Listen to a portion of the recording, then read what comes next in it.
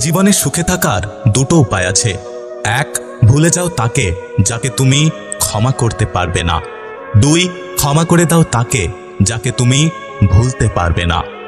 জীবনে 5টি অভ্যাস আজই ত্যাগ করুন। 1, অন্যের দয়া কামনা করা। 2, পরিবর্তনকে ভয় করা। 3, অতীত নিয়ে পড়ে থাকা। 4, নিজেকে ছোট মনে করা। এবং 5, অতিরিক্ত চিন্তা করা। কারোর কাছে অপ্রয়োজনে নিজেকে প্রমাণ করার প্রয়োজন নেই। বরং কেউ যদি তোমাকে খারাপ ভেবে খুশি হয় তবে তাকে সন্তুষ্ট থাকতে দাও। শেয়াল অনেক চালাক হওয়া সত্ত্বেও মানুষ কিন্তু কুকুর পোষে, কারণ সঙ্গী হিসেবে চালাকের থেকেও বিশ্বস্ততা বেশি প্রয়োজন। উদ্দেশ্য যদি সৎ হয় তাহলে কাউকে পরোয়া করতে হবে না। সফলতার সিঁড়ি নিজে বাইতে পারবে। সফলতা দেরিতে আসলেও ঠিকই আসবে, একমাত্র যদি তুমি পরিশ্রম করো এবং মন থেকে কিছু চাও। যদি কাউকে ধোঁকা দিতে পারো তাহলে ভেবো না সে বোকা ছিল। মনে রাখবে সে তোমাকে বিশ্বাস করেছিল, কিন্তু তুমি তার বিশ্বাসের যোগ্য ছিলে না।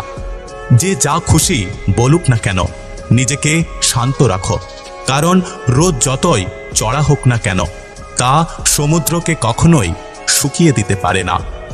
সবাই বলে বেশি হাসলে নাকি কপালে দুঃখ আসে, তাহলে বেশি কাঁদলে জীবনে সুখ আসে না কেন?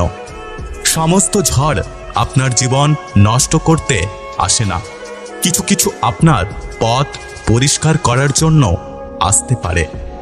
মানুষ দুটো ক্ষেত্রে বড্ড অসহায়। দুঃখকে বিক্রি করতে পারে না, আর সুখকে কিনতে পারে না। কি আজব জিনিস তাই না? টাকা দিয়ে ভালোবাসা কেনা যায় না, অথচ টাকার অভাবে অনেক ভালোবাসা মরে যায়। সফল ব্যক্তিদের মনের মধ্যে ভয় থাকে, সফল ব্যক্তিদের মনে সন্দেহ থাকে এবং সফল ব্যক্তিদের চিন্তাও থাকে, কিন্তু তারা তাদের এই সব অনুভূতিকে নিজের ওপরে চেপে বসতে দেয় না। সময়ের সাথে সাথে যদি কোনো সম্পর্ক পাল্টে যায় তাহলে ভেবে নেবেন সেই সম্পর্কে কখনোই ভালোবাসা ছিল না, যেটা ছিল সেটা হলো প্রয়োজন।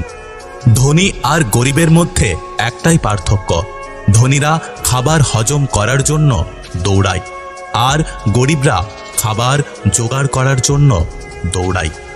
যদি ভিডিওটি ভালো লাগে পাশে থাকবেন, আর হ্যাঁ, নিজের খেয়াল অবশ্যই রাখবেন। দেখা হচ্ছে পরের ভিডিওতে, ততক্ষণ সুস্থ থাকবেন। Take care.